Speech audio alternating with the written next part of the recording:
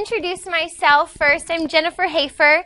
So a lot of y'all have probably been receiving emails from me or something I sent you. Hopefully you liked the way those looked. This is kind of our first in a while teachers workshop. There I typically teach kind of the principles of micro. So I do principles of micro, just started principles of macro. I teach intermediate micro, and then I also teach a managerial economics class, which is just a little bit more applied, both at the undergraduate and the MBA level. So I'm more of an applied microeconomist. That's what I love to do. Part of the reason I'm the one up here talking to y'all today is I'm the director of our Center for Economic Education. Some of y'all have worked with us in the past, maybe with Brian Schultz. He recently retired. He might stop in today and say hi. But I've kind of taken over that role, and we're just trying to get some more activity going here, kind of with the legacy that he left behind, keep that going for sure. My favorite economics concept to teach, don't judge, but I love cost curves.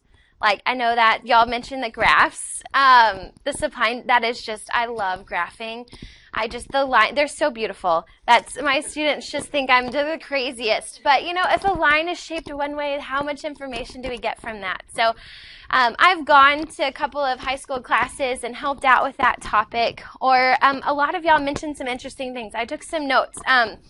So I'll go to the next slide here. These are just resources, lots of resources. Hopefully you're familiar with them. If so, a lot of y'all mentioned history and geography. So there is tons of resources linking economics and history together. We have, there's this great book that I'm getting for a couple of our teacher ed students, and it's it's economic episodes in history, something like that. I have a copy here, but I can get some more if you're interested in that. It essentially kind of takes every event in history and really ties in economic concepts. So it's like some of y'all said, sneaking that economics in everywhere you can. The first chapter essentially are those 10 principles that every textbook kind of starts with, and then it just uses that terminology in each event. So that is a great resource, and I'll show you a couple of things on the VE 4.5 and online to just really, if you just search history, all of the lessons that will come up for that. A couple of other ones y'all said, so the stock market game, do you play that with Economics Wisconsin? Okay, so personal finance is required. Yeah, that's great. So Economics Wisconsin is kind of our state organization, and they would be able to help with any of those types of things. If you were interested in the stock market game, they could help with some training. There's a state competition. So there's some other avenues you can take there. And then y'all also mentioned behavioral economics and psychology. Well, great timing. They just released, our Council for Economic Education just released 5 lessons on behavioral economics. And they're really great, detailed ways for you to incorporate kind of a behavioral economics in a very simple way that your students can kind of attach to there. So I'm going to pull down this slide real quick and show you these resources. So have y'all heard of the Council for Economic Education? That's kind of the big national organization that we're all under. So you can go there, check out what's going on. Econ EdLink, have y'all used that? Okay, perfect. Do y'all have an account and y'all save your lessons and all of that? Okay, do that, you little heart. I'll show y'all that in a second. As I mentioned, Economics Wisconsin is our state organization. And then we have our center here, so that's me with the support of everyone that you see here. We're also here as well, and then the virtual economics. So these are all the logos. That's fun. But I want to take you to each of these little websites. So this is the council. Most of y'all have said y'all have heard about it. So a lot of information here. Math in the real world, of course, y'all can guess I love that section or set of resources. And then, this is also my favorite, by the way, high school economics. That's one of my favorite. I've done a couple of workshops just on that book. Then we have Econ EdLink. And this is sports econ. Do any of y'all use sports? This is a pretty good lesson as well. But you can go here to topics and you can just search these. You can search by lessons and you can type in history and all of this stuff will come up for you. So you can search by kind of subject. Y'all mentioned history, personal finance. All of this is right here for you with a quick search. The next one, some of the resources that we're using today are from there. Okay, and then I just want to let y'all know we have a Facebook page essentially what I do is I try a couple of times a day here to just post different resources. This is a hilarious video. Have y'all seen it? It's awesome. It's just like, what would an economist do for Christmas? And so your students, do y'all know what the answer is? What kind of gifts, like what would an economist give somebody for Christmas? Cash or nothing. Have y'all seen the Big Bang Theory episode where Sheldon is like, no? Okay, well, I'll stop talking about that. Then I have just, fun things, but I try to link to different lessons. So if you're kind of stuck or in a bind, this is a really good place to go and just kind of find some more lessons. So there's that math in the real world, as I mentioned. I'm going to go ahead and plug this. I have it at the end, but do any of y'all do the economics challenge? Yeah, I was like, I think we have one. Okay. It is like, it's my favorite time of year, by far. It's in April. We're scheduling all that stuff right now. Essentially, it's a quiz bowl for students. So you, a teacher, you have a set of students, maybe in a couple of groups of like 4 or 5 or something. And you come, we have a couple competitions. We do one in Milwaukee. We're going to do one in Appleton this year. I think we've done them in Eau Claire and La Crosse in the past. So we'll have 3 different locations. And you just bring your students, and they have a grand old time. They take a couple of tests, and then we really do get them up there, and they're quizzing in. And I don't know, but they so enjoy it, and it's just exciting to see them get. So you said jazzed up about this stuff. It really is. So they're in a room with other people that kind of are interested in the subject too. So if you want some more information, we have somebody that's done it in the past. I'm kind of the director for that for our state. So feel free to ask me or reach out to Economics Wisconsin, or I'm pretty sure I'll be sending you all of this stuff as well. So I'm going to log out so we don't get any crazy things coming up during the lecture stuff. But we're going to go ahead and jump into V4.5, okay? Do y'all have any questions so far? We're not going to spend too long in it. I would say each lesson, so we have today, the agenda's not up here, but you do have it in front of you, okay? So we've already done the first part, kind of the intro. We'll look at the V4.5 to get you familiar with that and really make it valuable for you. And then we'll just kind of start. We have 3 different topics. 3 or 4 different topics that will kind of go on. Essentially, the day will be, we'll give you about 10-15 minutes of just content, just make sure common pitfalls that students might run into when discussing these subjects or topics, and then we will open it up and just kind of do an activity or something. So we have about 30 minutes where we'll make you get up and do some of the stuff where you're going to ask your students too. I think it's just valuable in that you can kind of see where things should be placed, just logistics of doing some of these activities. We'll go through that. And then we'll take a break. After each thing, we'll take a break about 10 minutes so you can get some more food. Restrooms are down the hall, or you can jump on that V4.5 and maybe kind of plan your lessons or take a look at that. So how many of y'all are familiar with the V4.5? Or have kind of heard anything, have heard about it? Do y'all have one? A couple of y'all might have one, I think. Okay. I don't know about y'all, but I love this thing. Do y'all use it a lot? So some of y'all that have it, do y'all really use it here? It's one, I use it in my class too. I know I teach a lot of freshmen, so these are still appropriate. And one thing I'll tell you is, as you're doing these, don't start from scratch. Pull some things from here and then kind of adjust to wherever your students are, or just take bits and pieces from a lesson. But essentially, you're welcome to go ahead and open that and play on that. That's why I normally kind of give those little treats at the end so you're not playing on them all the time.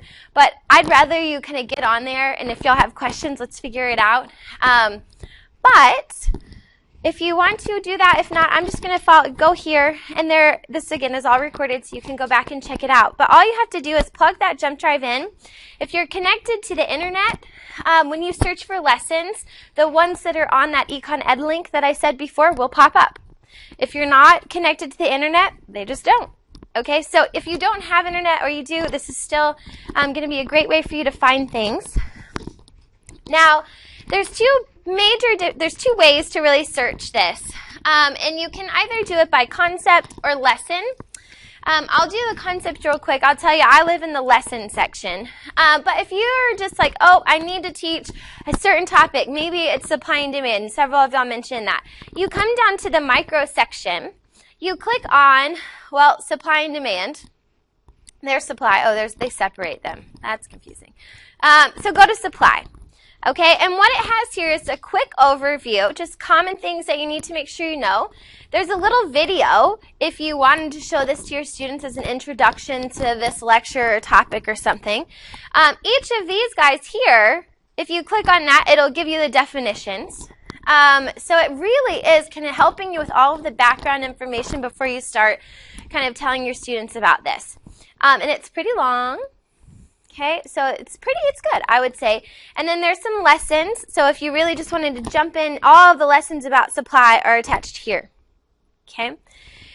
Tips, so common things students might mess up on, and then the online resources. As I said, there's stuff available on Econ EdLink, but then there's some interactive tools, some videos. Again, you see they all reference Econ EdLink. So this is popping up because we have access to the internet. And then it's nice to see this stuff because this is what we're going to be talking about today as well. We're going to have price ceilings and price floors. Producer, y'all mentioned producer and consumer surplus. We'll be talking about that a little bit. But this is just a good, quick way to kind of see what that topic is about. And you can just go into the concept, and pull anything. You can search that way.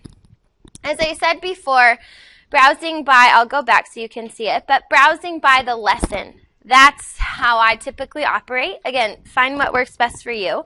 But if we're browsing by lesson, you'll notice here that there's a search by keyword, so you can just type in anything you want. You can separate this down to just high school. Now, one thing I'll say, even if you include 6 to 8 as well, sometimes those are great ideas to just get you started on something. So I would say check those out too. Don't just restrict yourself to these upper level ones here. This is where I think the magic lives here. Publication. So instead of buying each of these books, they're all on here. So all of these books, all of their lessons are on that flash drive. Okay. So there's a geography one. I just saw it. Learning, earning, and investing. Some of y'all mentioned that type of stuff. Then there's There's the high school econ one. That's my favorite. Oh, there it is. Everything's here on the jump drive. And so that's just incredible to me. But you can go in and search by the table of contents there. If you like a particular book, you can just go and explore that book. The other thing that I think is also pretty awesome is a search by standard. So if you have to match what you're doing to the state standards, it does it for you. Okay? So if we're looking here, there's Wisconsin. Okay? We could go there. And there is both on economics and finance. So some of y'all mentioned the personal finance. You come here. Maybe let's go down grade 8, grade 9. Let's see what this one is. Okay? So here they have to learn about production, distribution, exchange, consumption, and then what it does, it links directly to the lessons that would meet that standard. So you click on that button and all of the lessons that fill that standard or would meet that standard are available for you. So they've done it already, allowed you to just go in and search by a particular standard and then match lessons based on that. I think that's awesome. So that's one thing. Now let's just find something. Let's look at this one. So all you're going to do is click on that, and then you have a couple of different options. You can view it or save it, but I typically just go to view, and then I download all these things. Okay, so then you can see these lessons. It's a lesson, step-by-step, concept, benchmarks, everything you need. It tells you straight up front. What is this going to do? What is this going to look like in your class? What procedures, step-by-step? How much time? I think that's really important to kind of keep track of as well. If you have a class period to cover a subject, you want to make sure what you've kind of found fits that plan.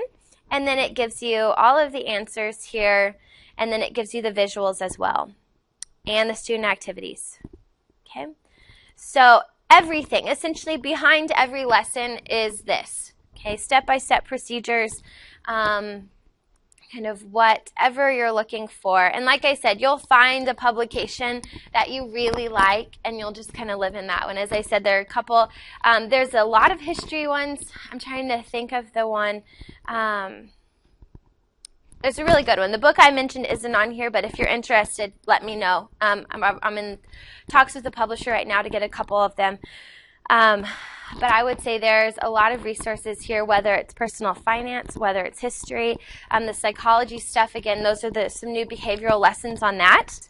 Like I said, I use it in my class all the time, even if it's just kind of to get an interactivity to do before I start lecturing, have them play a game or something along those lines. But again, I would say don't just restrict it to 9 through 12. Check out some of those 6 to 8, even if it's just for concepts or intro. I know. Yeah, I know for sure the high school economics, that book has updated some of the lessons. So there's some hot lessons in there, like there's a market for cocoa, which is a supply and demand one. I'll be doing a supply and demand one today. There's a monetary and fiscal policy game in there, and what they've done is taken older ones and really updated them. So I think they are in the process of doing that. And in the beginning, if you saw, when we first came on, you can register to receive updates. I think that might be a way to see if they're adding some new publications. Typically what will happen is any of the new publications, they'll kind of start letting you know on Econ EdLink or even this EE page. Like the math and the real world stuff, that's new, and it's slowly, they're releasing section by section of that. And eventually I could see in future versions, it would be available on here. So I think they are trying to update them. But yeah, some of those good old lessons are still there for us to use. But I think they're definitely, each version adds a couple more. But then if you kind of register for those updates as well, that'll give you just an inside information on it as to the pace at which they'll add things. So I just wanted to give you a real brief overview of what that looks like. So the first thing we'll talk about today will be just supply and demand. It really helps to just kind of go through a couple of big topics there. And then we'll move on to healthcare, which is going to also use that model to kind of really dive a little bit deeper into that. And then we will go to monetary and fiscal policy. And so we'll have a game that we'll play there as well. And then we'll end with Fred.